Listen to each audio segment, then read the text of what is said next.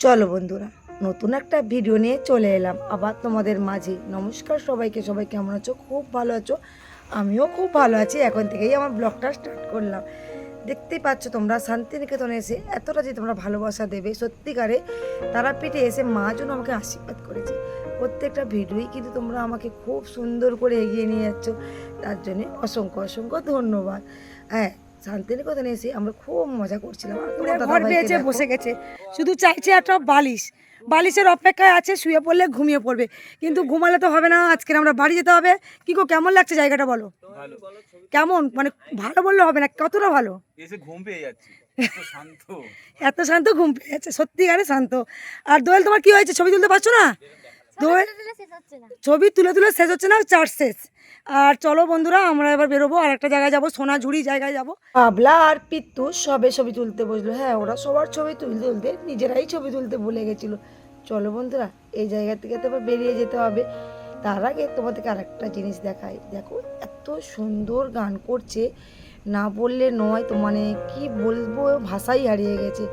আর একটা জিনিস, এই যে সাঁওতালি নাচগুলো জাস্ট ফাটাফাটি লাগে।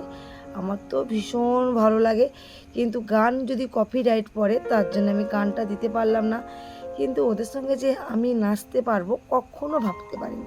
ওরা এত সুন্দর নাচছে, মানে কি আর বলবো, খুব ভালো লাগছিল।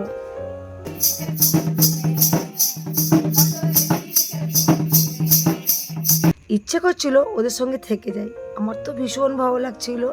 কিন্তু দেখো, আমরা নাচতেই জানি না, তাও যেরকম পারছি করছি। হ্যাঁ, ওদের নাচগুলো দেখো কত সহজ। ওরা যে মাথায় এইগুলো নিয়ে নাচছে, কতটা রিস্ক বলো তো, ব্যালেন্স নিয়েই করছে। আমার তো ভীষণ ভালো লাগছিলো। কিন্তু দুঃখের বিষয়, 5টায় আমাদের ট্রেন।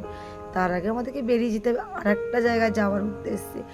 আর আমরা যেখানে নাচছি, আমাদের বাদবাকিগুলো সব সেখানে অন্য অন্য জায়গায় রিলস বানাচ্ছে। ওরা কিন্তু এখনও জানে না যে আমরা এখানে এসব করছি।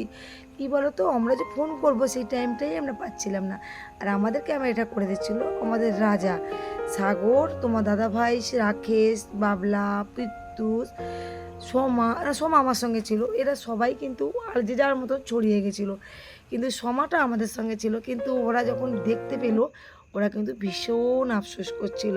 কিন্তু আফসোস করলে আর কী হবে বলো, আমাদেরকে যে টোটোতে গেছিলাম তারাই বারবার বলছিল, তোমরা যদি বৌদি সময় খেয়ে নাও তাহলে কিন্তু সব জায়গায় ঘুরতে পারবে না।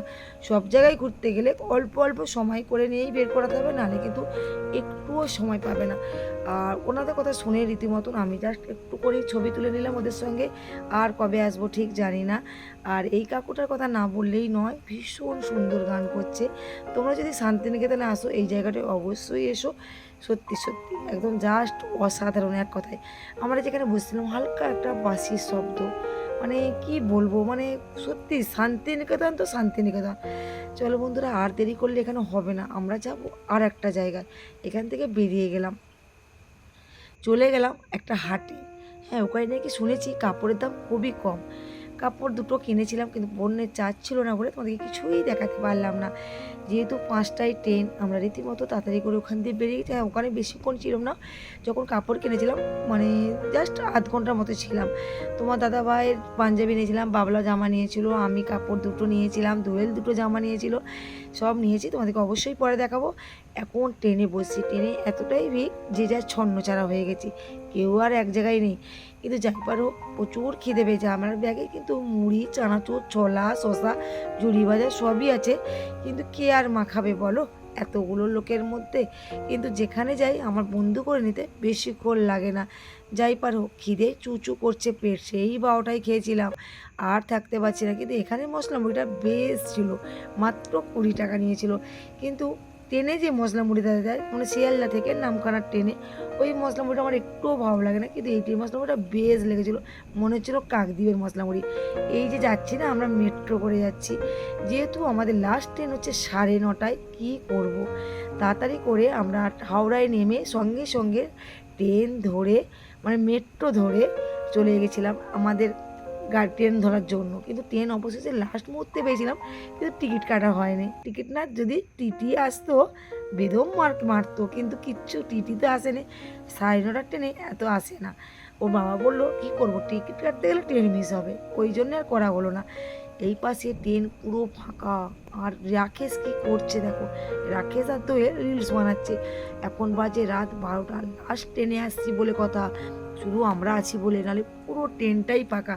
কালকের একটা নতুন সুন্দর ভিডিও চলে আসবে, ততক্ষণ টাটা।